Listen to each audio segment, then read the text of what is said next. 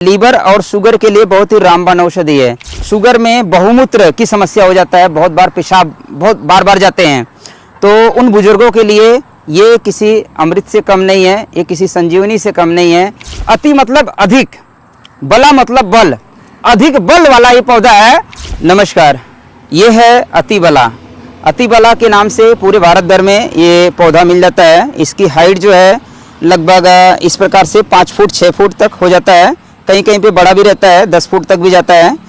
तो ये अति बला पूरे भारत भर में मिल जाता है। इसका पत्तों का पहचान कर लीजिए, ये इस प्रकार से पत्ते हैं, पीले पीले फूल रहते हैं इसमें, और इसका एक नाम है कंघी। चक्र जैसा इसका फल रहता है, इसमें चक्र जैसा फल रहता है, कंघी भी बोलते हैं उसको।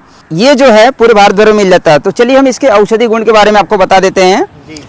तो ये जो है शुगर की बीमारी, आज के टाइम में शुगर की बीमारी पूरे भारत भर में है। लीवर और शुगर के लिए बहुत ही रामबाण औषधि है। जिनको भी लीवर की समस्या है, लीवर सिरोसिस हो गया, लीवर का फैटी लीवर हो गया, ग्रेड 1 ग्रेड 2 हो गया, या शुगर की समस्या है, पेनक्रियाज की समस्या है, वहाँ पर बहुत ही प्यारा औषधि है।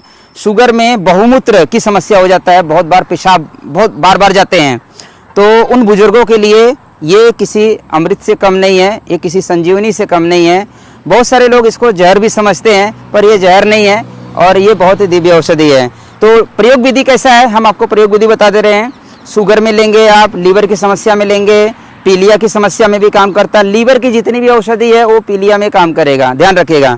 लीवर की जितनी औषधि है वो पीलिया में काम करेगा। पेशाब को रोकने के लिए काम करता है ये। अति बला के नाम से ये जाना जाता है, अति बला। तो इसके 5-7 पत्ते लेना है, 10 पत्ते तक ले सकते हैं, पीस करके इसका जूस बना करके पीना है, या फिर आप इसको पानी में बॉईल करके भी पी सकते हैं। बस इसी तरीके से इसकी विधि है। और ये औषधि जो है धातु पोषक भी है।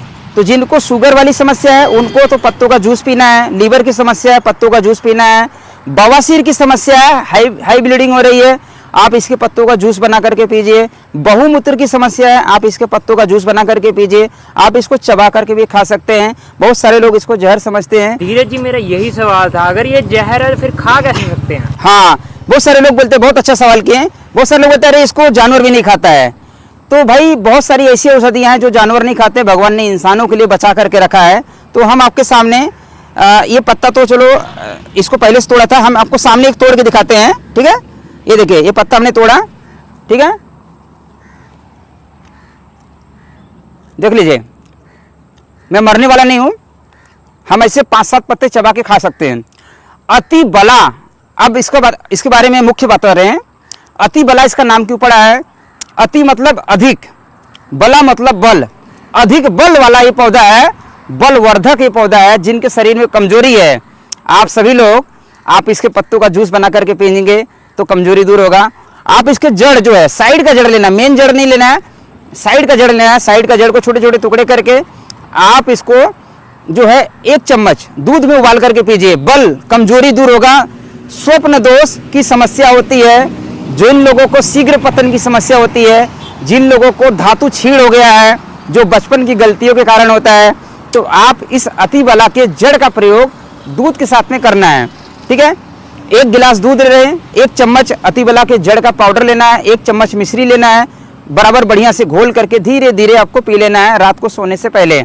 आप देखेंगे 1 सप्ताह के अंदर आपके अंदर बल जो है आपको महसूस होने लगेगा, और आपकी जो शारीरिक कमजोरी है वो दूर होने लगेगी, आपको बहुत अच्छा फील होगा।